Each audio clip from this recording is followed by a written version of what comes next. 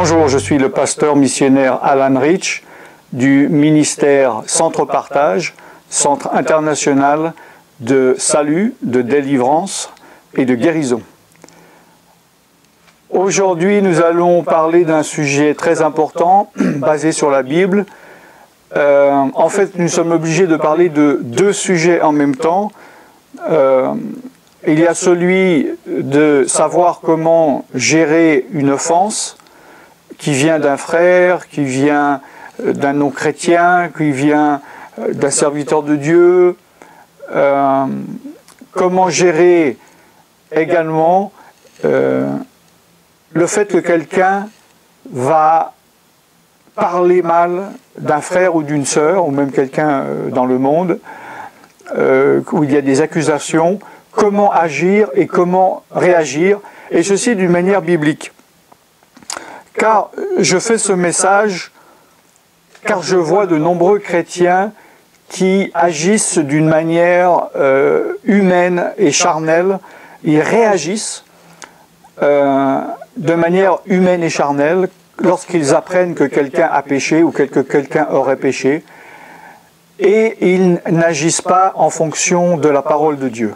Pourquoi? Parce qu'ils n'ont pas eu l'enseignement, ils ne la lisent pas assez, ils ne s'intéressent pas à savoir comment agir par rapport à la parole de Dieu. Et je le répète, comme je le dis dans de nombreux messages d'enseignement de la parole de Dieu, si vous ne réagissez pas, excusez-moi, à une situation, soit en fonction de la parole de Dieu, soit vous ne vous mettez pas devant Dieu en demandant à l'Esprit de Dieu de vous guider, de vous montrer comment réagir, s'il s'agit de quelque chose qui n'est pas expliqué clairement dans la Bible. Si vous ne faites pas ça, vous allez réagir à votre manière. Votre manière, c'est quoi? C'est la manière charnelle, c'est la manière humaine, c'est la sagesse humaine. Et la Bible dit que les désirs de la chair sont opposés aux désirs de l'esprit. C'est-à-dire, si vous ne réagissez pas en fonction des directives de l'Esprit de Dieu, vous ne réagissez pas selon les directives de la parole de Dieu, vous allez automatiquement réagir selon votre chair, et vous allez faire le contraire de ce que la Bible dit. Donc si vous êtes un jeune chrétien, et c'est la première fois que vous entendez ce message, vous vous dites, tiens, c'est très intéressant, je veux savoir comment agir et réagir si je vois quelqu'un pécher en face de moi, ou si quelqu'un me dit, cet homme ou cette femme a fait tel péché. Et je vais donner les versets bibliques, vous pourrez lire et approfondir en fonction de cela. Si vous êtes chrétien depuis un certain temps, je vais peut-être donner des versets complémentaires ou confirmer les choses que vous savez déjà. Si vous ne les mettez pas en pratique, mettez-les en pratique. Ce n'est pas celui qui écoute et connaît la parole de Dieu qui est justifié, mais celui qui la met en pratique. À quoi sert-il de connaître tous les versets si vous ne les mettez pas en pratique? J'ai été étonné de voir certains chrétiens, surtout sur Internet, agir d'une manière complètement anti-biblique, et en allant voir leur profil, ils donnaient des versets donc qu'ils connaissaient qui étaient l'opposé de ce qu'ils faisaient. C'est-à-dire qu'ils montraient que ce qu'il faudrait faire dans cette situation, mais eux-mêmes agissent d'une manière charnelle. Donc il est important de se mettre au diapason par rapport à la parole de Dieu. C'est bien de la connaître. Premier niveau, je ne connais pas la parole de Dieu, je ne sais pas quoi faire. Ignorance. Deuxième niveau, je connais la parole de Dieu, mais je ne la mets pas en pratique. Ignorance, c'est comme si vous ne saviez rien. Troisième niveau, je connais la parole de Dieu et je la mets en pratique. Si vous êtes chrétien et disciple de Jésus, il faut obéir aux directives de l'Esprit de Dieu et obéir à la parole de Dieu. Croire, ce n'est pas simplement croire comme je crois au Père Noël, je crois que demain il va faire beau. C'est croire, il y a une implication, mais je ne vais pas parler de ça maintenant. Donc, nous allons parler si quelqu'un a péché contre vous, directement, c'est-à-dire vous savez. Soit sur Internet, il vous a dit quelque chose de mal, il a parlé de mal de vous à quelqu'un, ou bien dans l'église, il vous a fait un coup tordu, voilà. Petit, grand péché, mais vous savez, c'est un péché avéré, et il a péché direct, vous le connaissez, et il a péché directement contre vous. Alors là, nous voyons dans Matthieu 18, chapitre 18, versets 15 à 17, « Si ton frère a péché, va et reprends-le entre toi et lui seul. » Là, nous voyons que la Bible nous donne une procédure à accomplir. Il y a une procédure. Donc tu le reprends entre toi et lui seul. S'il t'écoute, tu as gagné ton frère. Mais s'il ne t'écoute pas, prends avec toi une ou deux personnes, afin que toute l'affaire se règle sur la déclaration de 2 ou 3 témoins. S'il refuse de les écouter, dis-le à l'Église, et s'il refuse aussi d'écouter l'Église, qu'il soit pour toi comme un païen et un publicain. Donc, il faut toujours remettre les versets dans leur contexte et ne pas prendre un verset en dehors de son contexte, parce qu'on peut manipuler la parole de Dieu à ce moment-là et lui faire dire n'importe quoi. Si ton frère a péché, donc déjà là, il s'agit d'un frère, d'une personne, d'un croyant. Il n'est pas dit si ton frère a péché contre toi. Donc là, je ne veux pas développer s'il s'agit d'un péché uniquement envers toi ou si tu sais, tu apprends dans l'église, est-ce que tu sais, telle personne qui est dans le ministère de louange, il trompe sa femme. Là, il n'est pas dit, mais si ton frère a péché. Procédure.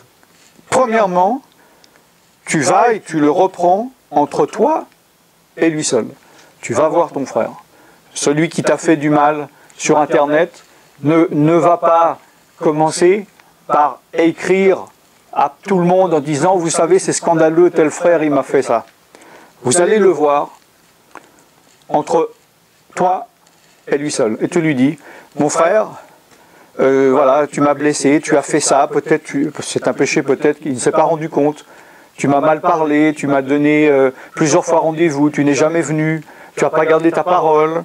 Tu as mal parlé de moi, et par le dialogue, n'est-ce pas, vous pouvez régler l'affaire si le frère en question accepte de reconnaître son péché, si le péché est avéré. Et donc, il faut faire la mise en pratique. La personne qui a péché contre toi, il ne faut pas simplement reconnaître le péché. Il faut qu'il te demande pardon, qui rétablisse éventuellement la vérité s'il a dit des choses sur toi qui sont fausses, et éventuellement rétablir des dommages, peut-être même des intérêts, selon si tu as perdu quelque chose, ou il t'a pris de l'argent, ou il ne t'a pas rendu quelque chose. Il faut réparer. Il ne s'agit pas d'oublier comme si rien ne s'était passé. Et ça, c'est une mentalité chez les chrétiens superficiels majoritaires. Je donne l'exemple, je vais vous donner un exemple concret que j'ai déjà donné dans un autre message, où un soi-disant apôtre, parce qu'il s'est présenté comme apôtre, bon, il n'avait aucun fruit d'apôtre, d'ailleurs maintenant il se fait appeler prophète, donc apparemment il change de profession, que je ne connaissais pas il y a 3 ans ou 4 ans. Il arrive comme un tsunami dans un verre d'eau. Bonjour mon frère, c'est fantastique, je veux me soumettre à toi, nous sommes un corps, etc.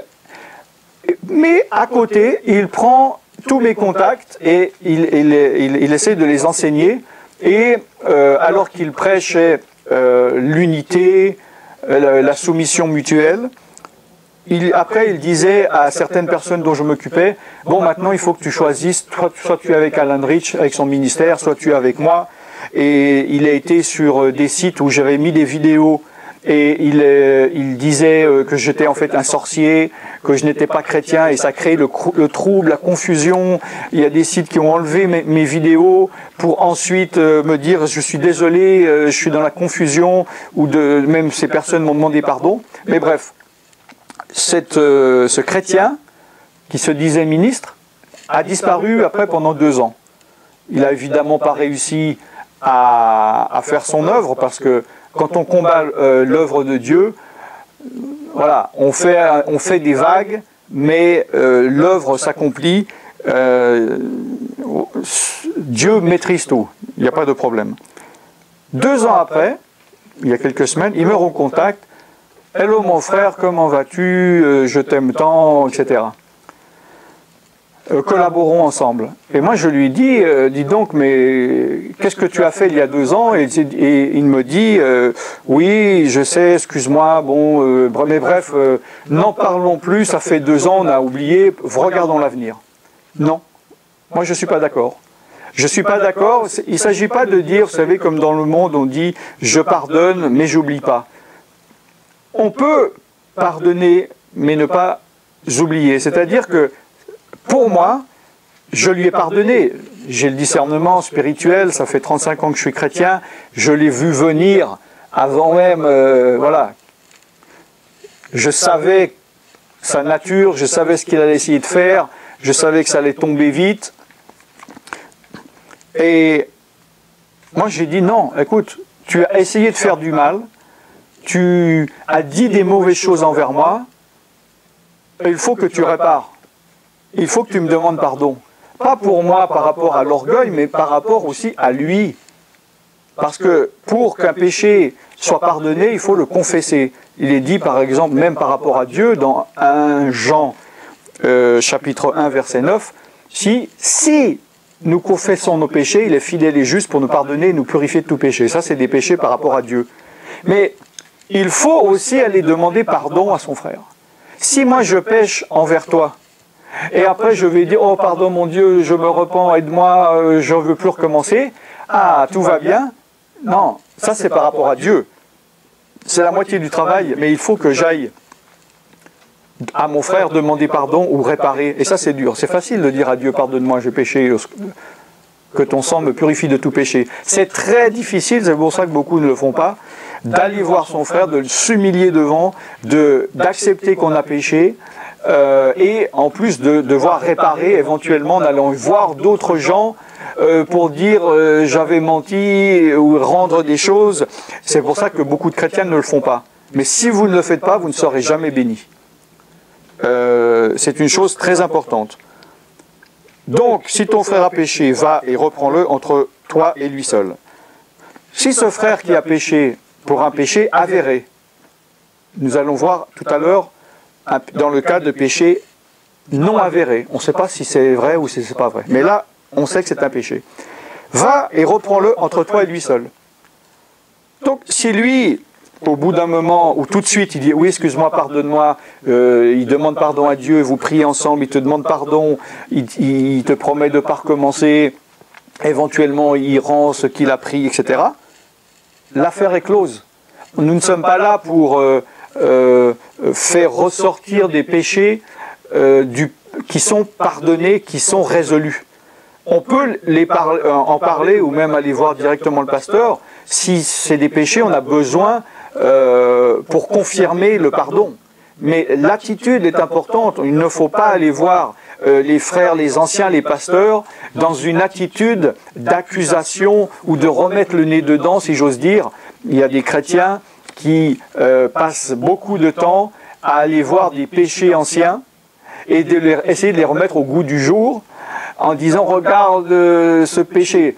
Si Dieu a pardonné un péché, si le frère s'est repenti, s'il est justifié aux yeux de Dieu, s'il a produit des fruits dignes de repentance, si Dieu a pardonné, si quelqu'un vient essayer de remettre cela devant le nez de tout le monde, ça ne vient pas de l'Esprit de Dieu, ça ne vient pas de Dieu. Et si ça vient pas de Dieu, dans le meilleur des cas, ça vient de la chair, mais ça vient normalement inspiré du diable et des démons. Il est dit 2 fois dans la Bible, Jésus même lui a dit, c'est par ta chair, la chair est diabolique. Hein. Ce n'est pas l'Esprit de Dieu qui t'a révélé ça, ça vient de ta chair, c'est diabolique. La chair est diabolique parce qu'elle fait les choses opposées à l'Esprit de Dieu, elle fait des choses que le diable ferait, et elle se laisse manipuler par les esprits mauvais pour faire l'œuvre du diable. Donc, s'il t'écoute, tu as gagné ton frère. Alors, une dernière chose par rapport à ça, qu'on voit d'ailleurs plus loin, vous allez dire, oui, mais bon, il me demande pardon, il pleure, il regrette, et 2 jours après, il recommence. Combien de fois faut-il lui pardonner? Bon, évidemment, ça dépend du péché, mais on voit dans Matthieu 18, versets 21-22, Jésus dit, Pierre lui demande, est-ce qu'il faudrait que je lui pardonne? Combien de fois? Jusqu'à 7 fois? 7 fois? Et Jésus dit non, jusqu'à 7 fois, 77 fois. 7 fois, 70 fois. Donc, c'est évidemment symbolique, hein, ça fait 490 fois, hein, 7 fois 70, 490. Alors, il ne s'agit pas d'un nombre légaliste, ne soyez pas là, bon, il m'a mal parlé, je pardonne 1 fois, 2 fois, 3 fois, et puis vous vous dites, ah, je vais bientôt arriver à 490 fois, et là, je vais le bastonner, hein, et dire au frère, voilà, tu en es à 489 fois, fais gaffe, parce que la prochaine fois, ça va tomber. Non, c'est pas l'amour, c'est pas. Vous savez, la Bible dit que l'amour triomphe du jugement. Amen. Et la colère d'un homme n'accomplit pas la justice de Dieu. Il ne s'agit pas du tout d'être permissif avec les péchés. Pas du tout. On va y venir. Donc, s'il t'écoute, tu as gagné. Par contre, s'il ne t'écoute pas, c'est-à-dire un péché avéré. Attention, un péché avéré. Hein. Non, je veux rien savoir, puis de toute façon, voilà, c'est du passé, oublie. Donc il refuse de te demander pardon, il refuse de restituer, il refuse de rétablir la vérité s'il a fait du mal en parlant mal de toi à l'Église. Donc s'il ne t'écoute pas, nous suivons la procédure. Prends avec toi 1 ou 2 personnes, afin que toute l'affaire se règle sur la déclaration de 2 ou 3 témoins. Ça, c'est par rapport à la loi de l'Ancien Testament qui est toujours valable dans le Nouveau Testament, puisqu'il en est parlé, nous allons voir tout à l'heure. Aucun cas de commérage, de péché, avéré ou non, ne pouvait et ne peut être déclaré sans la déclaration de 2 ou 3 témoins. 2 ou 3. Évidemment, des vrais témoins. Nous allons voir ensuite s'il y a des faux témoins qui viennent là-dedans. Et nous allons voir la procédure. Alors, ne prenez pas dans l'Église 2 ou 3 témoins factices, hein, genre un nouveau converti, quelqu'un qui ne comprend rien, et dire viens juste voir et les manipuler. Prenez des témoins dignes. Et si c'est quelque chose qui concerne la communauté, l'assemblée, l'Église, même je vous conseille d'aller directement voir les anciens. Afin que ces anciens voient le problème et que ces anciens confirment ce que vous lui dites à cette personne. C'est-à-dire, le frère est venu vers toi, tu as fait du mal, oui, il faut que tu restitues, oui, tu dois demander pardon, oui, tu dois arrêter de pécher. D'accord? Si toujours il refuse d'écouter, alors dis-le à l'Église. À l'Église, c'est-à-dire, là il parle évidemment pas à l'Église universelle du monde entier, l'Église locale, l'Assemblée. Que tout le monde le sache, et les dirigeants de l'Église, qui sont bibliquement donc les évêques, les anciens, et les différents ministres de l'Église, et l'Assemblée. Et ça, ce n'est pas pour l'accuser, ce n'est pas pour le faire tomber, c'est pour mettre en garde aussi les autres frères que s'il y a un péché grave, il ne faut pas avoir de permissivité. Et nous allons voir là au verset 17. Si malgré tout, il refuse aussi d'écouter l'Église, alors qu'il soit pour toi comme un païen et un publicain. C'est-à-dire que tu coupes les relations, mais ça doit être dans l'amour, c'est-à-dire tu dois attendre, avoir une expectative qu'un jour il réfléchisse et tu dis finalement oui, bon, j'ai résisté contre toi, j'ai résisté contre les 2 témoins, j'ai résisté contre l'Église, mais maintenant c'est vrai, le Seigneur a travaillé mon cœur et il faut être dans une attitude de miséricorde et non pas de dire non mon frère, la Bible a dit on a suivi la procédure, maintenant tu es radié à vie. la miséricorde triomphe du jugement. Que ferait Jésus? Vous savez, Dieu est juste. Nous ne sommes plus sous la loi, sinon vous êtes un pharisien de la loi de la liberté. Vous êtes devenu un légaliste de l'alliance nouvelle. Il y a un autre passage dans la parole de Dieu qui parle que vous n'ayez aucun contact avec lui. De même, Paul a dit, j'ai livré son corps à Satan, etc. Ça, je ne veux pas rentrer là-dedans maintenant. Amen. Alors, par rapport au fait, ça c'est la procédure. Donc, n'inversez pas la procédure, ne commencez pas directement, ne rentrez pas dans le commérage, ne soyez pas dans une mauvaise attitude d'épier les autres, dès qu'il a péché, allez vous courir auprès du responsable spirituel, du pasteur, et lui dire, vous savez, il a fait ceci, ça. Laissez-vous guider par l'Esprit de Dieu. Qu'est-ce que l'Esprit de Dieu vous dit de faire? Où en est la personne? Est-ce que c'est un péché volontaire? Est-ce que c'est un péché involontaire? Est-ce que c'est un péché que la personne fait tout pour s'en sortir et ça la prend du temps? Est-ce que vous n'avez jamais combattu contre des péchés? Est-ce que chaque péché vous êtes parti comme vous les avez arrêtés en une seconde? Ou est-ce qu'il y a des péchés que vous avez passé du temps à sortir et même que vous avez encore et vous n'osez pas dire que vous l'avez? Donc nous sommes tous les mêmes, les êtres humains, et il faut considérer être dans la compassion et dans la justice de Dieu, c'est-à-dire ni dans l'hyper-grâce, ni dans l'hyper-condamnation. L'hyper-grâce, c'est de toute façon, on pardonne tout, Dieu a tout pardonné, donc c'est pas grave, allez-y, péchez, de toute façon, Jésus a tout pris sur la croix, allons-y. Et l'hyper-légalisme, c'est si jamais tu fais le moindre faux pas, on te jette de l'église. Un autre exemple que je vais vous donner, car il est important de donner des exemples dans la vraie vie. J'avais été invité dans une église en Suisse. Une église légaliste, dans le sens que ça transpirait, le pasteur, l'ancien, il parlait toujours, il ne faisait que parler d'exemples disant, voilà, oui, si on rejette Jésus, il n'y a plus de pardon, si quelqu'un pêche, il n'est pas digne de rentrer dans le... Mais d'une manière légaliste.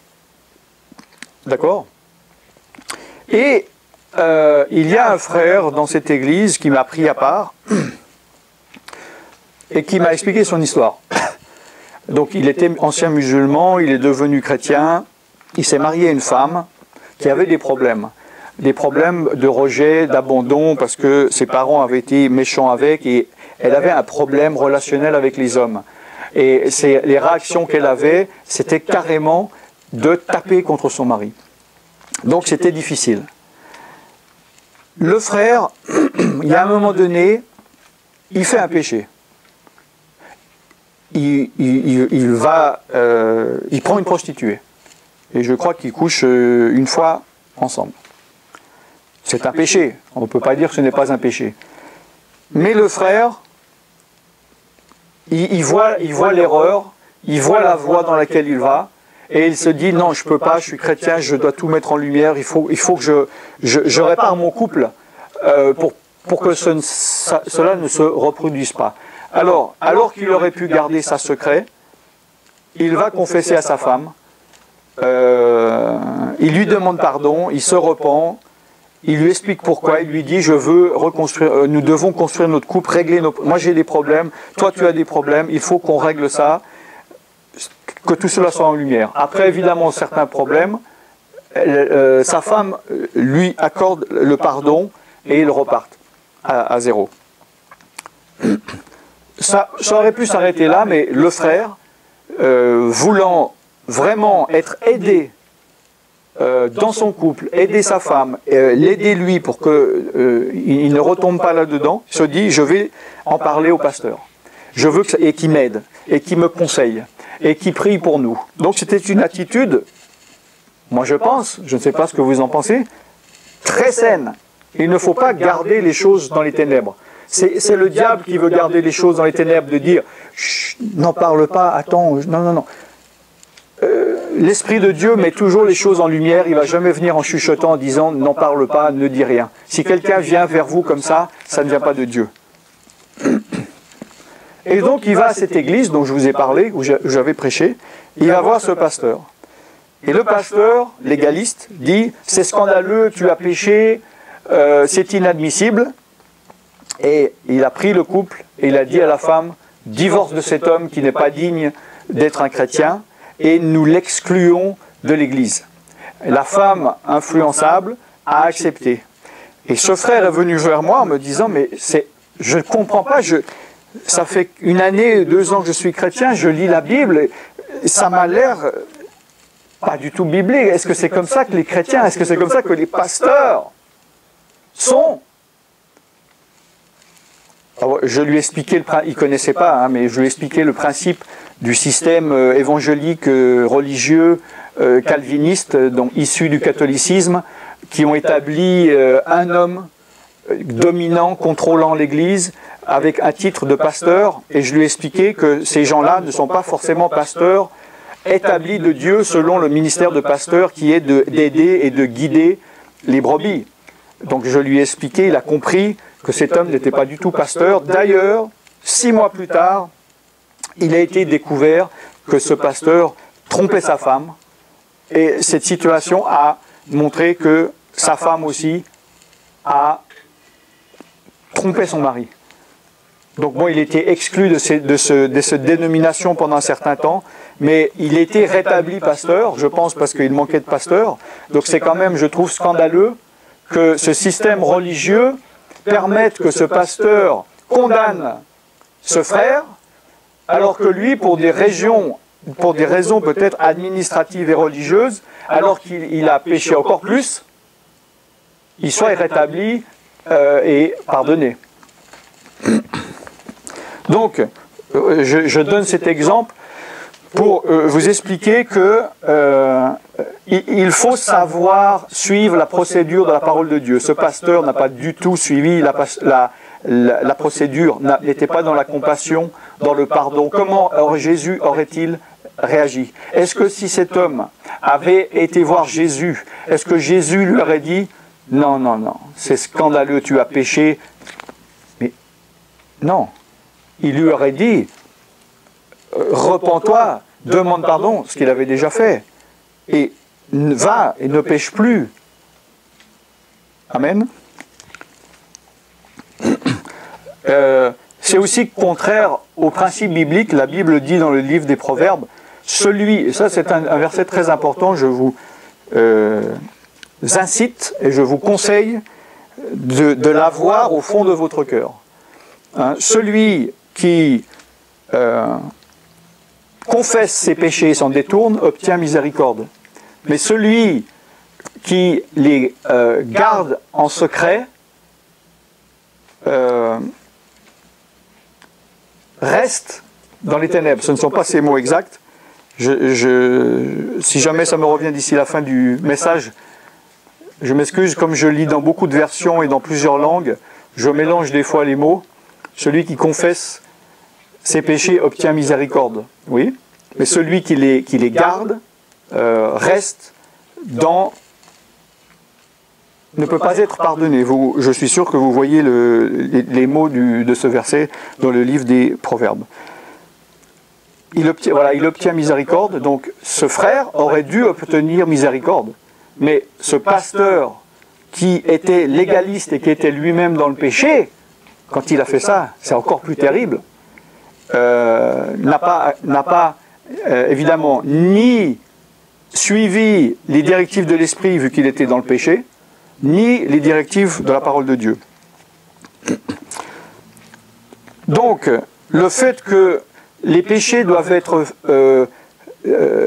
déclarés sur la déposition ou de 2 ou 3 témoins. Là, l'exemple que je vous ai donné, c'est lui-même, cette personne qui est venue déclarer son péché, mais si quelqu'un de l'église serait venu et dire « Pasteur, enfin, oublions cette église et imaginons un pasteur normal, un bon pasteur, hein. S'il aurait dit pasteur, cet homme a trompé sa femme. Ah, alors on demande évidemment au frère, s'il dit oui, c'est vrai, et alors bon, on traite avec lui. S'il dit non, comment agir? Il faut 1, 2 ou 3 témoins, et cela vient de l'Ancien Testament, dans Deutéronome 17, 6.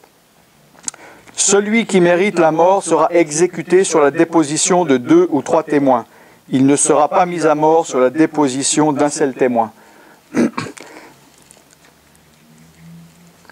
Combien de personnes sont mises à mort sur la déposition d'un témoin dans les églises, dans les gens qui sont connus dans la réputation d'un pays, sur Internet, c'est encore pire. Combien sont lapidés socialement, sont mis à mort socialement, sur la déposition d'un témoin, alors que ce n'est pas biblique. Alors vous allez me dire, oui, c'est dans l'Ancien Testament, c'est dans la loi, c'est dans Deutéronome 17, 6. Mais nous voyons que cette loi est toujours applicable en voyant dans, par exemple, 1 Timothée 5, 19, Paul qui dit à Timothée « Ne reçois pas d'accusation contre un ancien, si ce n'est sur la déposition de 2 ou 3 témoins. » Même à l'époque, au début de l'Église, l'homme est l'homme, la femme est la femme, l'être humain est l'être humain. Hein, les choses mauvaises viennent du cœur. De tout temps, dans chaque église, même une église de 10 personnes, il va y avoir quelqu'un qui est toujours en train d'aller voir les anciens, le pasteur. Vous savez, il a péché, il a fait ceci, il a fait cela. Ou aller voir le peuple en disant, oh, le pasteur, il a fait... Non. Si quelqu'un vient vous dire ça dans une église ou sur Internet, il faut lui dire, je veux la déposition de 2 ou 3 témoins. Alors si la personne vous dit, ah non, mais il paraît que c'est pas vrai, tu dis tais-toi. Et que elle, cette personne se repente. Si elle dit oui, j'ai des preuves, mais tais-toi, il faut pas le... Ça vient pas de Dieu. Qu'il amène ses témoins si cela est la vérité. Amen. L'Esprit de Dieu ne dit jamais, il ne faut pas en parler, restons dans les secrets, dans les ténèbres. Ça vient du diable. Et ce qui est dit dans le secret de la chambre, ça sera un jour ou l'autre dit, annoncé sur les places publiques. Amen. Nous voyons aussi Paul dans 2 Corinthiens 13, 1 qui dit à l'Église, je vais chez vous pour la 3e fois. Toute affaire se réglera sur la déclaration de 2 ou 3 témoins. Lui aussi, lui il voyageait, c'était un apôtre, il partait, il installait les églises, il appointait les gens, les responsables, il allait en voir d'autres. Ensuite, il faisait des enseignements à distance en envoyant des lettres. Maintenant, ça serait des emails ou des messages vidéo. Et quand il pouvait, il revenait physiquement. Et il entendait dire que lorsqu'il n'était pas là, des gens disaient des choses fausses. Alors, Paul a dit, attendez, j'arrive, et tout ce qu'on a dit devra être, toute affaire se réglera sur la déclaration de 2 ou 3 témoins. C'est Paul qui le dit. Amen.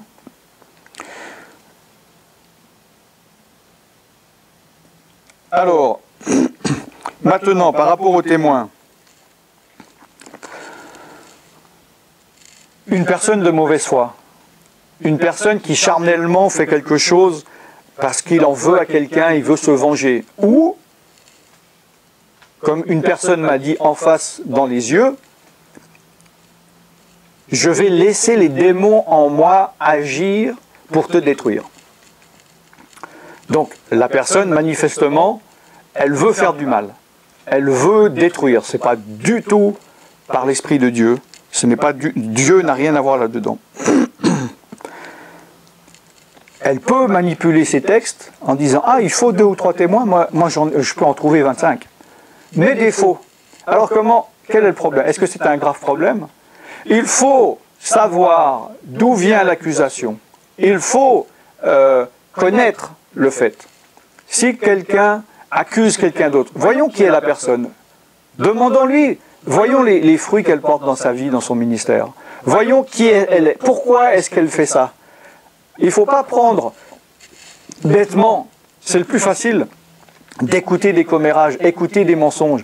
Le mensonge est une graine qui a besoin de moins de profondeur pour porter du fruit, malheureusement. Hein? Dire un mensonge, ça a plus d'impact que dire 10 vérités. Quand on essaie d'enseigner les gens sur la vérité des choses de Dieu, c'est plus difficile à rentrer qu'un seul mensonge. C'est pour ça qu'il y a de l'impact dans le monde. Mais un jour va venir le jugement où tout sera mis en lumière et chacun recevra selon ses œuvres. Amen.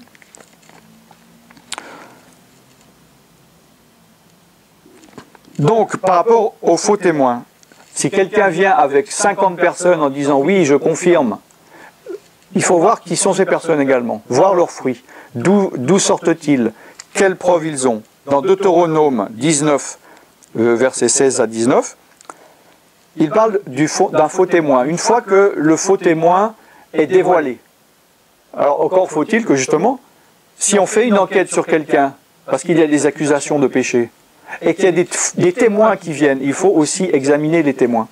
Lorsque les témoins les faux témoins sont dévoilés, il est dit, lorsqu'un faux témoin s'élèvera contre quelqu'un pour l'accuser d'un crime, d'un péché, les deux hommes en contestation comparaîtront devant l'Éternel, devant les sacrificateurs, et les juges alors, les juges qui sont en fonction. Les juges feront avec soin des recherches. Le témoin est-il un faux témoin? A-t-il fait contre son frère une fausse déposition? Alors vous le traiterez comme il avait dessein de traiter son frère. Tu ôteras ainsi le mal du milieu de toi. Donc, lorsqu'un témoin s'élève contre quelqu'un d'autre pour l'accuser d'un péché, c'est deux personnes en contestation, car il faut qu'il y ait une contestation. Moi, j'ai beaucoup d'accusations depuis 2005 que je travaille sur Internet, que j'ai un site et que je mets des vidéos. J'ai eu nombreuses personnes qui m'ont accusé de toutes sortes de choses, qui ont manipulé. Vous ne pouvez pas imaginer quelle stratégie ils ont eu, faire des faux comptes en mon nom, envoyer des emails disant que cela vient de ma part. Vous ne pouvez pas imaginer. Et des personnes ont dit, oui, je suis dans la confusion, je ne sais plus qui croire, mais il y en a qui ne viennent même pas demander ma version. Et la Bible dit dans Proverbe 18, 17, ça c'est très important. C'est très important dans ce message, c'est peut-être le message, c'est le verset clé de ce message. Proverbe 18, 17. Le premier qui parle dans sa cause paraît juste. Vient sa partie adverse et on l'examine. C'est-à-dire, toute personne qui va venir dire du mal de l'autre, ça paraît, ah bon, ah, il y a des détails, ah, je ne sais pas. Si nous n'écoutons que cette personne, sa cause paraît juste. Et si vous vous arrêtez là en disant, oh bon, alors je vais m'éloigner de cette personne, je vais avertir les autres du danger, vous ne respectez pas la parole de Dieu. Car cette personne n'a eu aucune chance de pouvoir se défendre, se justifier ou donner des explications. Pourquoi? Parce que lorsque le premier parle dans sa cause, il paraît juste, mais alors, quand vient sa partie adverse, on commence à examiner cette personne. Et le diable, il ne veut pas qu'on commence à examiner ce faux témoin. Donc il va tout faire pour éviter que la personne se renseigne sur la personne qu'elle accuse. Par exemple, si moi je suis de mauvaise foi, je suis fâché pour une raison ou une autre, je hais une personne, souvent les gens qui donnent des fausses accusations, c'est par, d'ailleurs la Bible le dit aussi, c'est par jalousie, par colère. Si moi je dis quelque chose de mal contre pasteur X,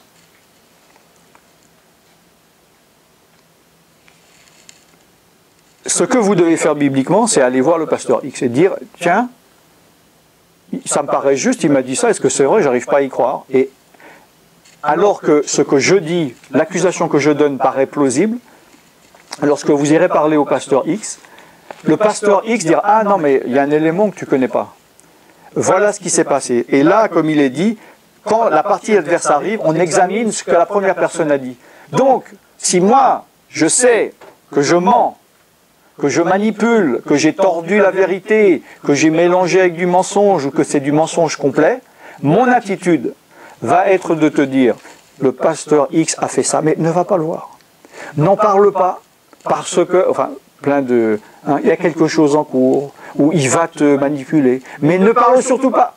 Ça ne vient pas du Saint-Esprit. Parce que le Saint-Esprit met tout en lumière.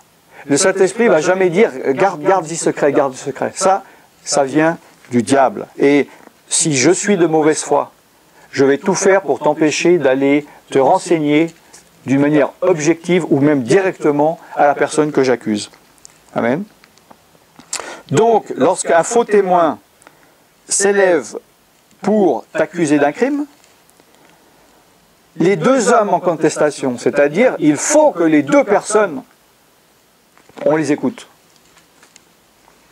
Et dans beaucoup de cas, sur Internet et aussi dans les églises, on n'écoute jamais la personne que l'on accuse.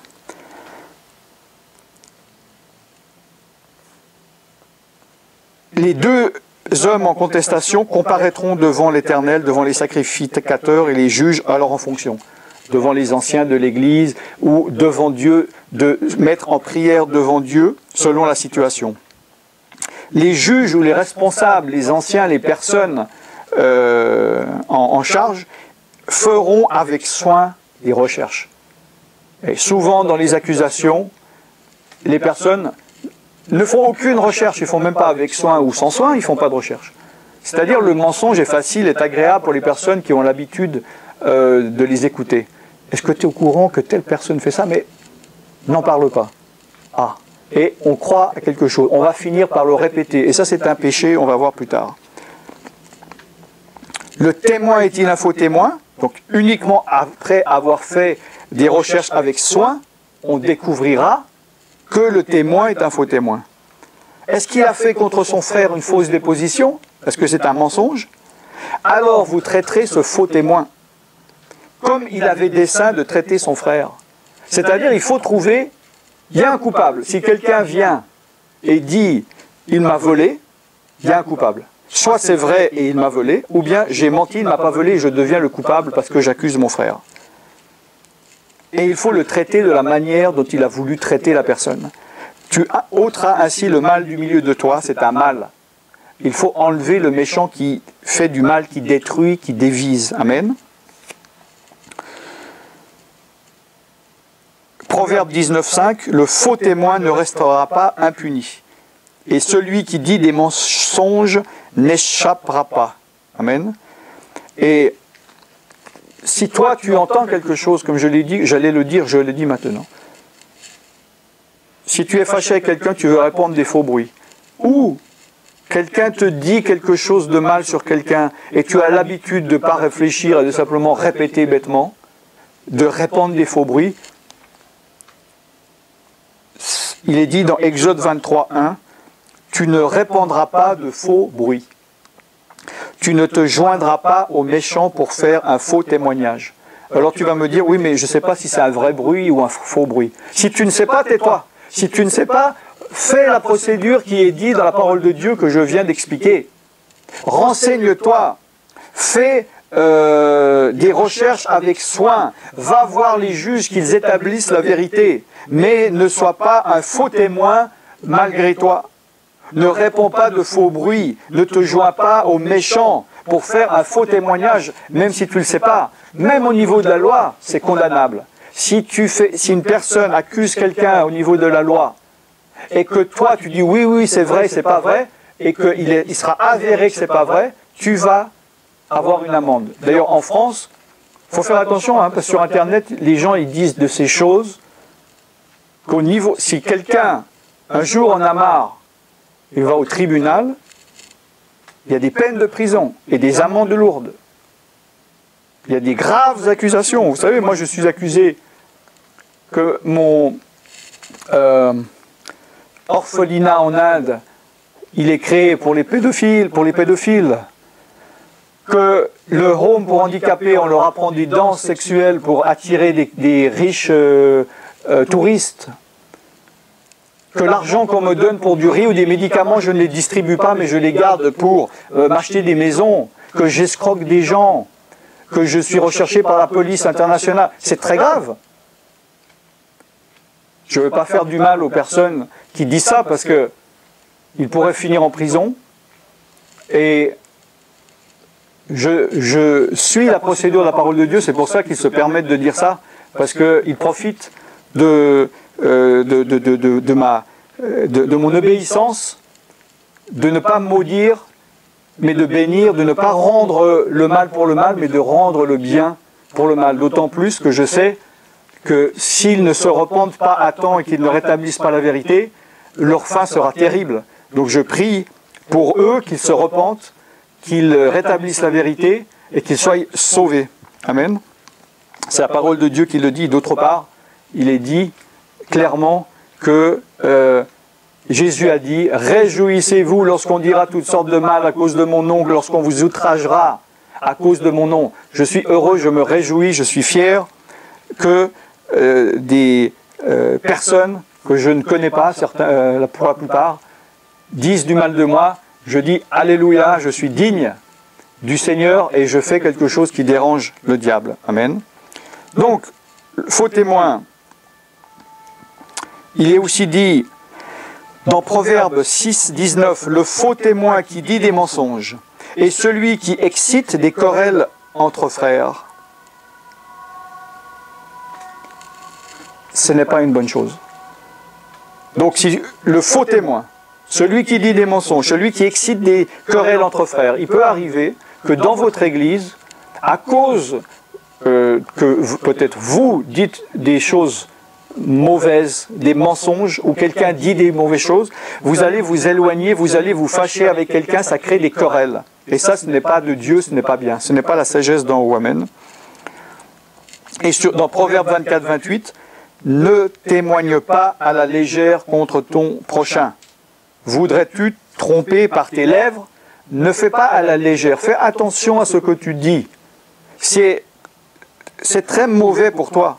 C'est très mauvais pour l'image de Jésus, pour l'Église, pour toi-même, pour les frères, pour les nouveaux chrétiens qui arrivent dans une église, qui arrivent sur Internet et qui voient des gens se déchirer et dire « Mais tu es chrétien depuis quoi? 1 mois, 2 mois? Non, depuis 20 ans. » Et ils voient que tu ne respectes pas la parole de Dieu. Comment veux-tu qu'un jour ce jeune, s'il n'a pas une forte personnalité, obéisse à la parole de Dieu, si toi qui es un ancien ne respecte pas la parole de Dieu? Amen. On voit aussi dans Actes 25, 16, Paul qui dit « Je leur ai répondu que ce n'est pas la coutume des Romains de livrer un homme avant que l'inculpé ait été mis en présence de ses accusateurs et qu'il ait eu la faculté de défendre sur les choses dont on l'accuse. » C'est très important ce verset. Ceux qui accusent dans les églises, sur Internet, font tout, je le répète, pour que la personne accusée n'a pas la faculté de se défendre sur les choses qu'on l'accuse. Parce qu'il sait que si on lui donne cette chance, la personne sera dévoilée et toute sa stratégie va tomber à l'eau et l'accuseur deviendra l'accusé. Or, il est dit aussi dans Actes 24, 13, « Il ne saurait prouver ce dont il m'accuse maintenant. » C'est pour ça que ceux qui accusent les autres, qui ne peuvent pas prouver, ne font que dire « Oui, mais bientôt on va vous prouver, oui, on ne peut pas le dire pour moi. » Mais il n'y a pas de preuve. Amen. Attention aussi au péché par rapport au temps.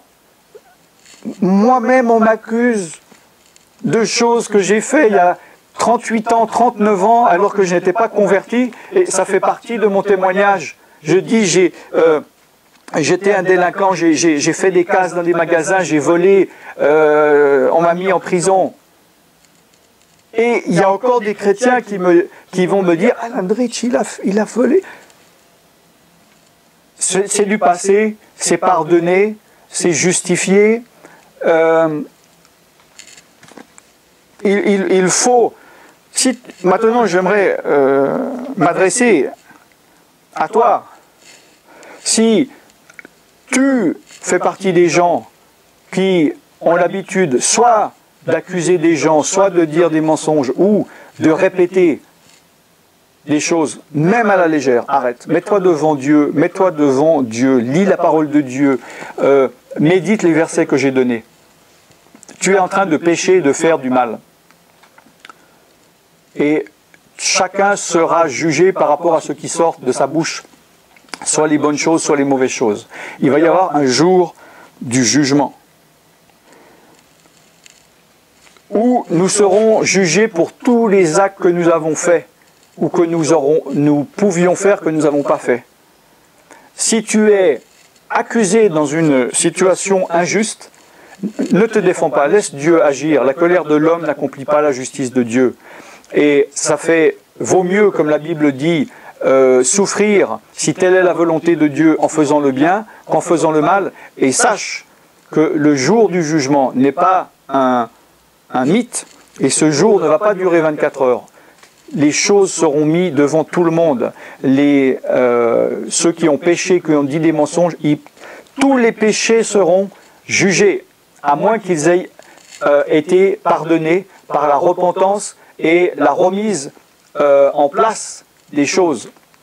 Donc, si tu as commis ce péché une fois dans ta vie, pour un petit péché, ou souvent pour des gros péchés, où tu es dans comme un mécanisme, tu n'arrives plus à t'arrêter de dire des mensonges, d'accuser ou de répéter les choses, mets-toi devant Dieu et repens-toi, confesse tes erreurs, rétablis la vérité et repens-toi. Dieu te pardonnera, te rétablira, et même si certains préfèrent obéir à la loi de l'homme et ne pas obéir, et ne pas pardonner, pardon, mais peu importe, si un homme te juge, l'important c'est que tu sais ce que Dieu pense de toi. Et si tu es dans l'accusation, alors une accusation justifiée, tu es dans le péché, détourne-toi de ton péché, confesse-le. Confesse-le et demande pardon à Dieu, et confesse-le même publiquement, demande pardon à Dieu, et avance avec Dieu. Et si ce n'est pas justifié, si c'est un mensonge, n'essaye pas de faire ta justice, bénis tes ennemis, fais du bien à ceux qui te font du mal. Dieu est un Dieu de justice, il peut ici-bas rétablir la vérité ou la justice, et dans le pire des cas, le jour du jugement, tu seras récompensé pour ta fidélité dans la parole de Dieu et d'accepter de souffrir comme un bon soldat de Christ. Voilà, je sais que vous avez été bénis parce que il y a certains d'entre vous qui ne connaissaient pas du tout ces principes, ne connaissaient pas ces versets, d'autres vous en avez appris de nouveau, cela vous a rafraîchi la mémoire.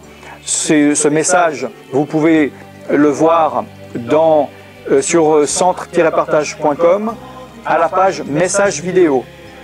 Sur cette page, il y a tous les messages d'ordre général sur les enseignements, et vous pouvez aussi voir des messages qui concernent que la délivrance à la page délivrance. Voilà, n'hésitez pas à contacter le ministère Centre Partage ou me contacter moi-même, pasteur missionnaire Alan Rich. Si vous avez des questions, si vous avez besoin de prières, d'ailleurs sur le site il y a des prières à répéter à la page prière vidéo. Et si vous avez envie d'entendre certains sujets traités à la lumière de la Bible, n'hésitez pas à me contacter. Voilà, je suis pasteur missionnaire Alan Rich et je vous bénis dans le beau nom de Jésus-Christ. Et à très bientôt. Au revoir.